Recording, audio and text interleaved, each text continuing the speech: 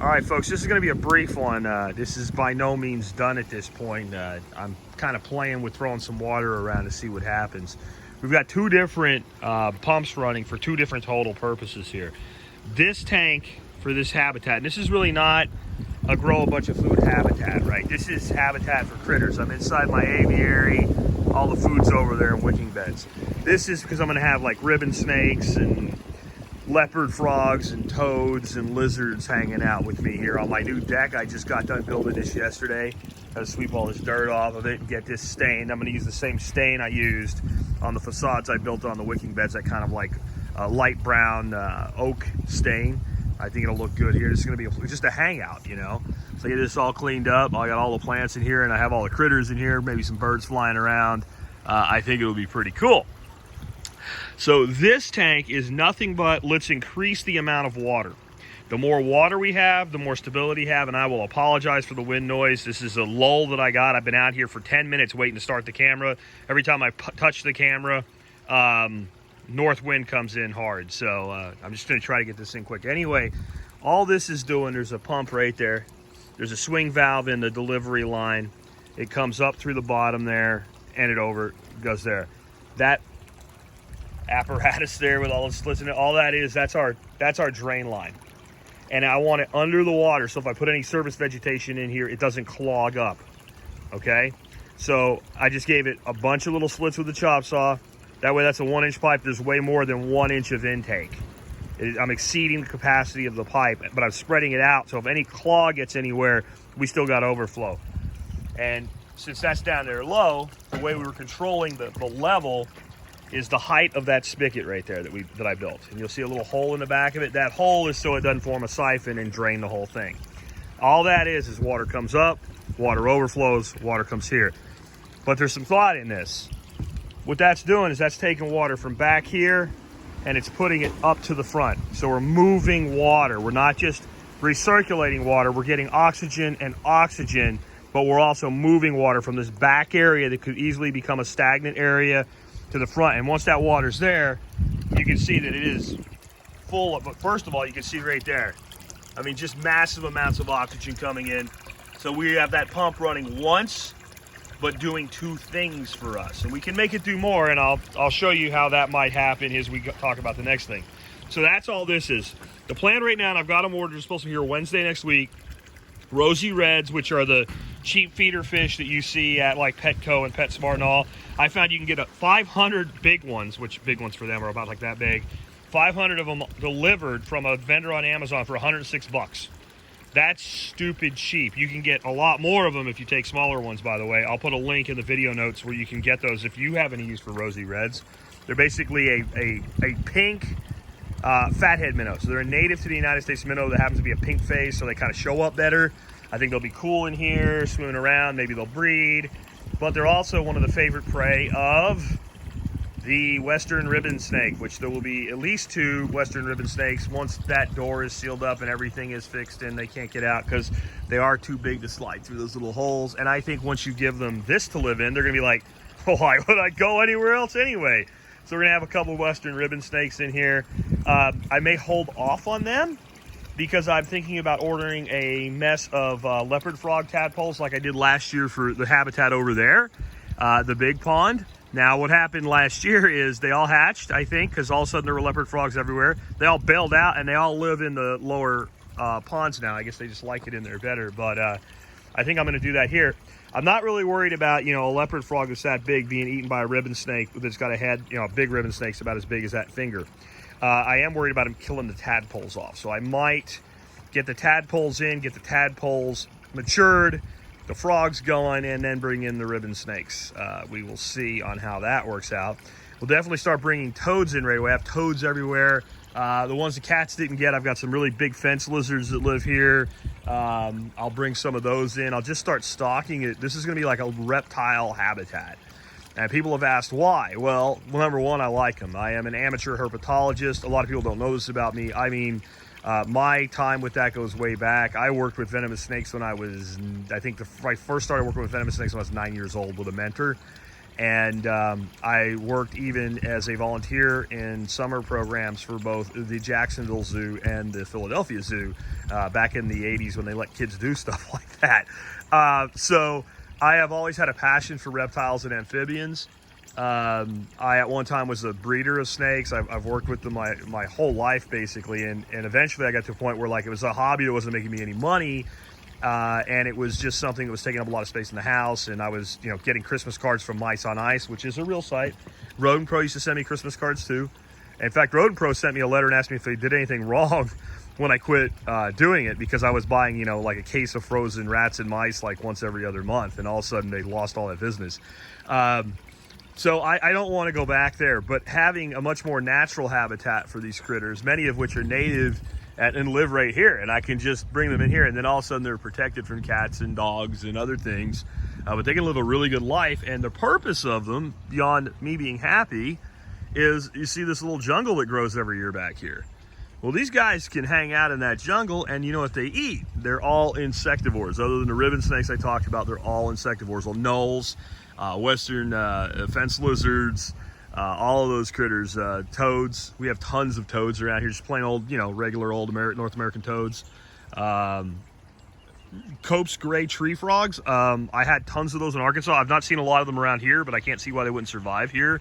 So maybe procure some of those. We have green tree frogs. I've had green tree frogs. I don't even know how they got in here when it was closed up, but they did. They liked it. I think they'll like it more now. I've got green tree frogs that live in the Miyagi. So what I'm going to do is just kind of bring all these critters in. So let's talk about the one other apparatus here, what's going on. This is totally different than this. Doesn't look like it right now, but it will. This is going to be an ebb and flow bed using a new ebb and flow technique that I started using when I did the vertical farm. As you can see, and it's going to have a much higher water level once I get it filled in with lava rock. But as you can see, you have water coming on one side, and you have an overflow stack there. What I did is I located the pump for this right now. It's just there. This was a piece of 3/4, and that's a 3/4 bulkhead. It was already plumbed into this from another project. I didn't want to change it, didn't want to try to re-drill that. So I just took this piece of pipe I had as a scrap to get a proof of concept, because that pump's not going to live right there. It's going to probably live in this corner. We'll talk about that in a second. What's happening right now, that water's coming in through one bulkhead, and that stand-up pipe is setting the level, and you can see that it's overflowing there. That pipe all the way down there, and you can see the lip of the spill tray does a really good job of hiding that big bright white pipe. I like that. So what that's doing now is water's coming in from here, coming up to here, overflowing, and going back into that corner. So now we're moving water over a long distance. We're also getting oxygen there.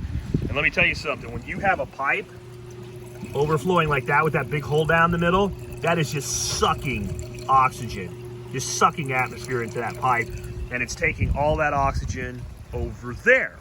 Okay, the other thing I want you to notice, you see see that valve right there? If you look, I get down here, you can see there's a lot of movement in the water. That valve is partially open, and it's venting because that pump has way more throw. These little 500-gallon pumps, 550 I think they are, from Allied Aqua. These little pumps have some throw for what they are, especially if you're not asking them to put water way up here. You're asking for that much head, they can throw that water hard. In fact, let me just, even with that swing valve 3/4 open, watch this. I mean, that'll overshoot that pipe. That pipe will not be able to keep up with that pump. So let's turn that back down a bit. All right. So I use those swing valves. A lot of times I want them above the surface because they do another disturbance. This pond is so shallow, I think it'll look kind of funky if I do that. Now, maybe when I move it, I'll figure a way out to kind of hide it and get some more that direct hard throw, because I like that.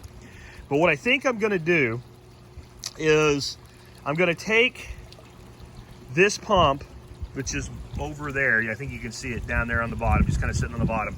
Again, that was just a piece of scrap pipe that happened to be assembled perfectly to throw in there to prove a concept of this. I think I'm going to move it here.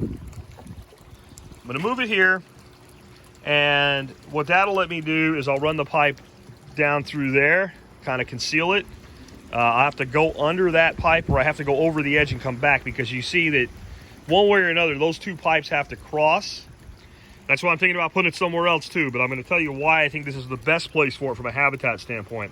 One, I do not want these pumps, like I was originally going to put them like under there, up under there, hidden. I want them where I don't have to get in the water to get my hands on them, to disconnect them, to clean them out, to service them. Because if I have to get in there in, like, you know, January, I'm not going to be happy. And I know I'll have to get in there in January if I do that to myself. So, number one, I want the pumps accessible. Number two, if they're both on this side, it's really easy to have them share one. And again, I got to do some stuff with the power to protect it from water and stuff like that. This is on a GFI circuit, so there's no worries about that. But if they're in one area, you know, I could set up one place that houses and protects the power, and we're golden on that.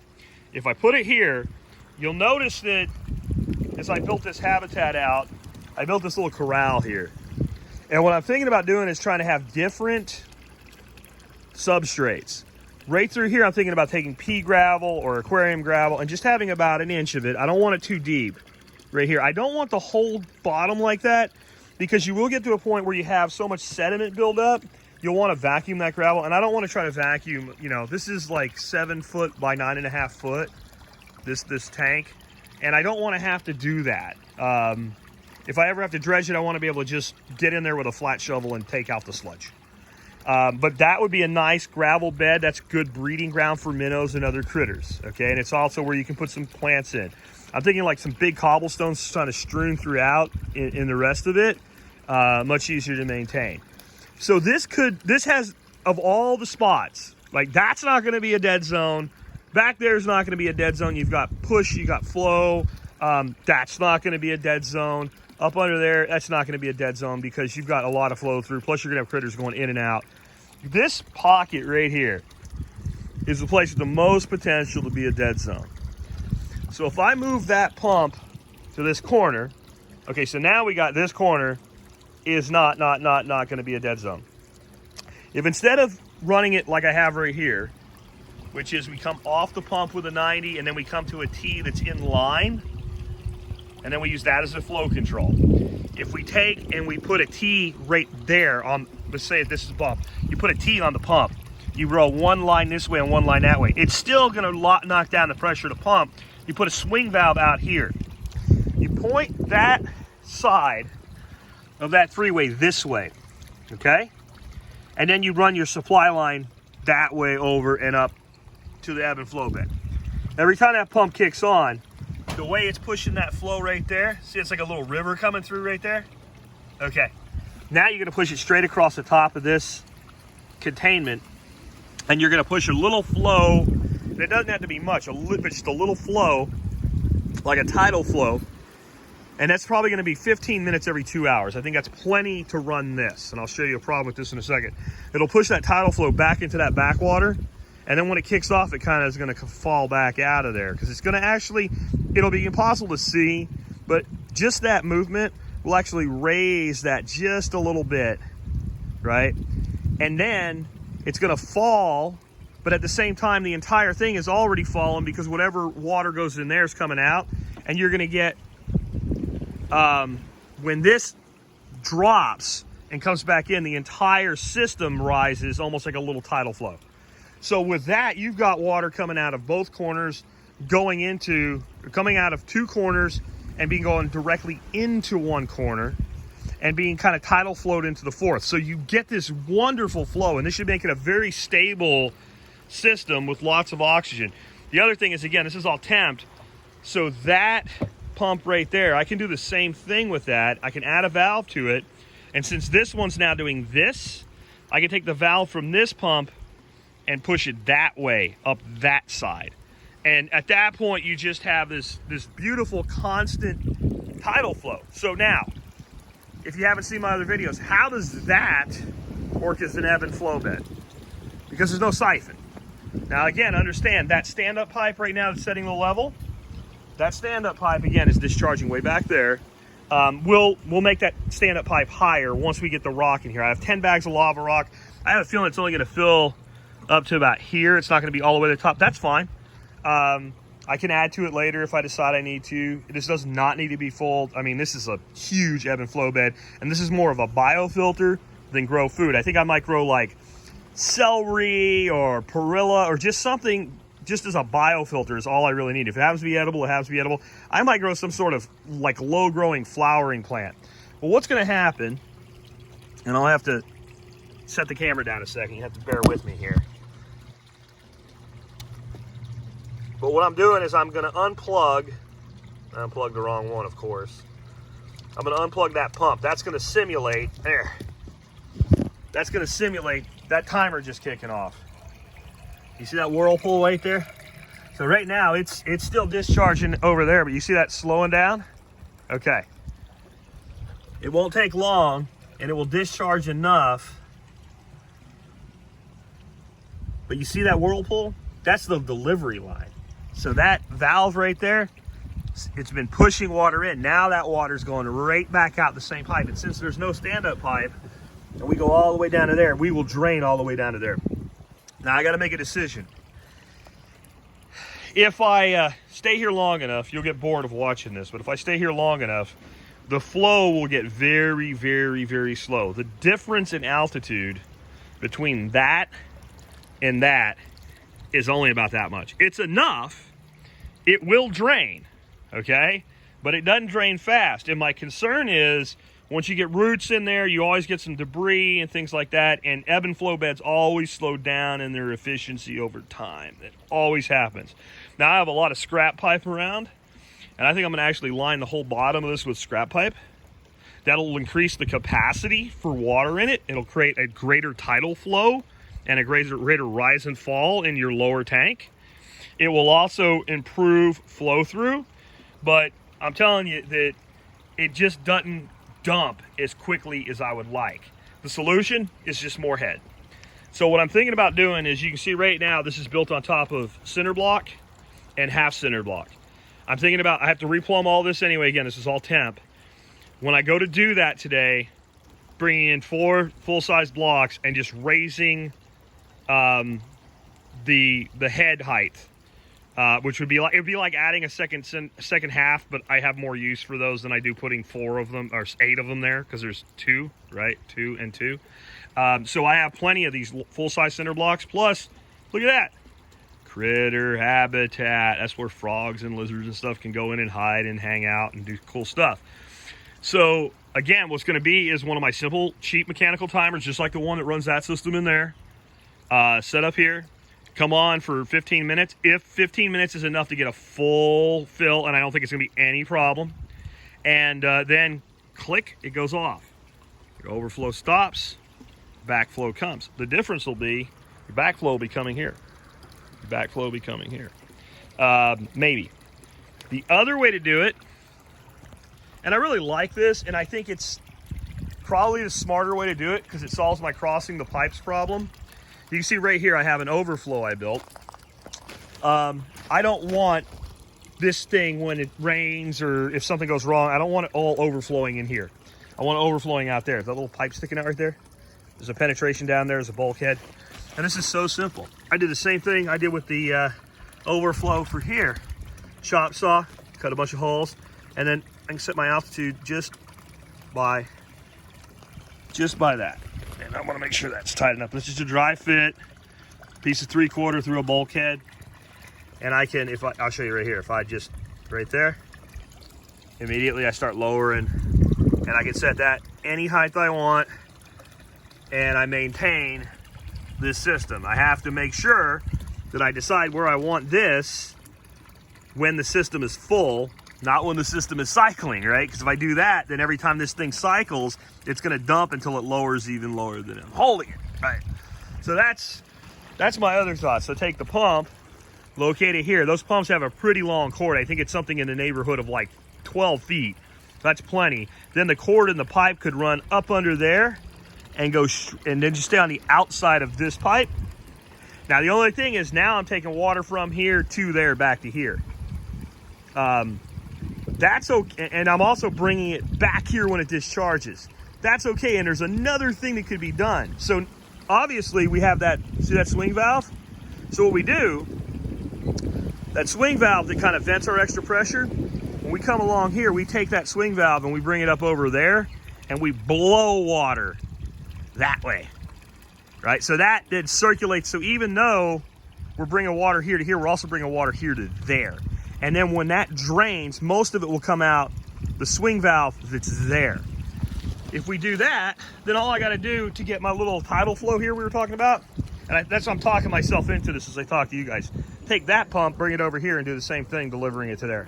Now I've got that flow, I've got that flow, I've got this flow, and I've just talked myself into it. That's more plumbing, and plumbing is probably my least favorite thing I do on the homestead, but that's what we're going to do. And you can see, yeah, the ebb and flow works. That's about as low as the water level will get because that bulkhead has some level, but I mean, you're talking that much space right there. So, and that actually acts with lava rock. It'll kind of act like a little bit of a wicking bed, which means I can easily extend my cycles to 2 out, 2 on, 2 off, and 15 on, maybe more. I mean, I'll see how things do. This could be something that runs a cycle once every 3 hours, and that means that pump is using very little energy. My instinct though is to go more like a 215 or a 145-15, an hour 45 off, 15 on, just because of how much value there is to moving that water and how cheap it is to do it. I mean, running that pump for 15 minutes is pretty cheap. Anyway, there you go. I got hidey holes under there. I got ramps in and out. You can see I've started adding lava rock back there. This is all going to be lava rocked.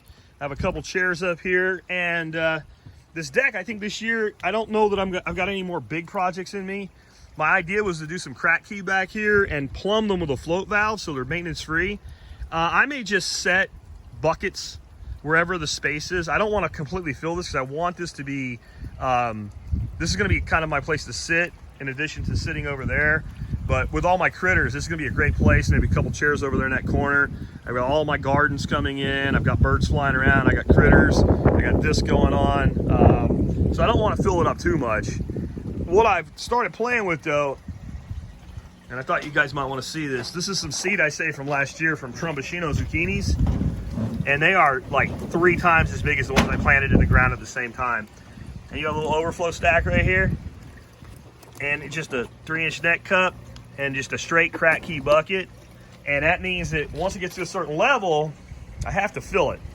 And if I don't fill it, they'll die. And my concern is these guys, man, when they get going, they're gonna take a lot of fluid. So maybe what I'll do is put like 4 of them in here, just kind of the center of this deck, and leave the ends open, you know, like a 1, 2, 3, 4.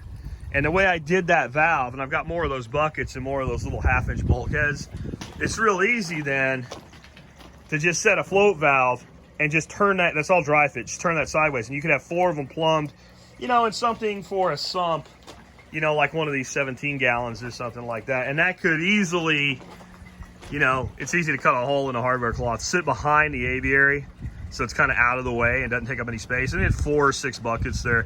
We'll see what I decide after I get the rest of this done. So that's what I've been doing this week, and man, I tell you, it's working itself out. I'm really trying to get it so critters, big, meek, and small and all, can easily get in and out. Like, what I'm concerned most about being able to get in and out are toads.